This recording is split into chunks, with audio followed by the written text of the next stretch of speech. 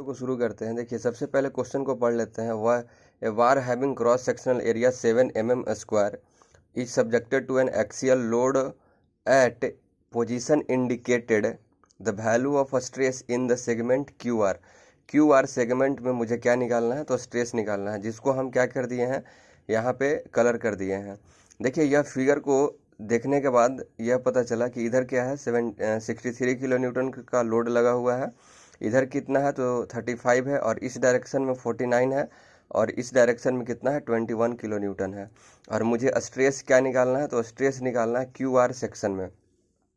तो इसको, और यहाँ पे ऑप्शन दिया हुआ है, चूँकि यह अति कम्पिटिटिव एग्जाम के लिए इसी तरह का क्वेश्चन पूछा जाता है, वनडे एग्जाम के लिए।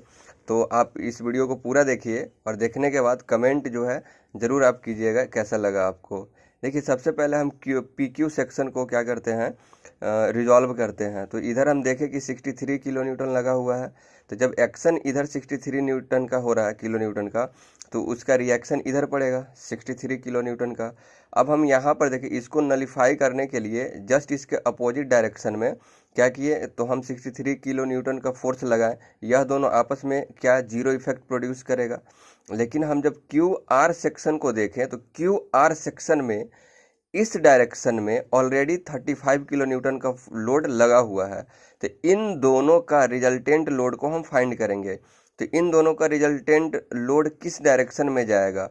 तो 63 किलो न्यूटन जो जिधर जिसका वेट जितना ज़्यादा है, यानी लोड जिसका ज़्यादा है, यानी टेंसाइल नेचर का लोड है 63 किलो न्यूटन जो ज़्यादा है 35 से, तो नेट रिजल्टेंट लोड भी कैसा रहेगा? तो टेंसाइल नेचर का रहेगा। और कितना रहेगा?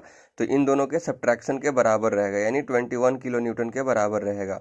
तो नेट लोड टेंसाइल नेचर का 28 किलो न्यूटन का जब इस डायरेक्शन में लग गया, तो उसका जब एक्शन इधर लग रहा, तो रिएक्शन भी 28 किलो न्यूटन का क्या लगेगा? तो इस डायरेक्शन में लगेगा। अब हम आर और एस सेक्शन को देखें, तो आर और एस सेक्शन में देख रहे हैं कि जब 28 किलो न्यूटन का लोड इस डायरेक्शन में लग रहा है, तो इसको नलीफाई करने के लिए जस्ट अपोजिट डायरेक्शन में मुझे 28 किलो न्यूटन का लोड लगाना होगा।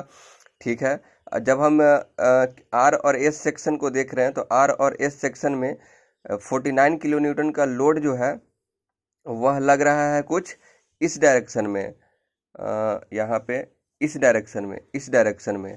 तो इसको हम यहाँ पे करेक्ट कर लिए हैं। तो करेक्ट करने के बाद देखिए, 28 किलो न्यूटन का टेंसाइल और 49 किलो न्यूटन का कंप्रेसिव, तो रिजल्टेंट लोड 21 किलो न्यूटन का क्या लगेगा? तो इस कंप्रेसिव नेचर का लगेगा, क्योंकि 49 क्या है, ज़्यादा है 21 से, और इधर जितना लोड लगेगा और उधर भी इतना ही लोड रहेगा। तो आपको एग्जामिनेशन हॉल में ही पता चल जाएगा कि जो हम सॉल्व कर रहे हैं वह सही सॉल्व हो रहा है।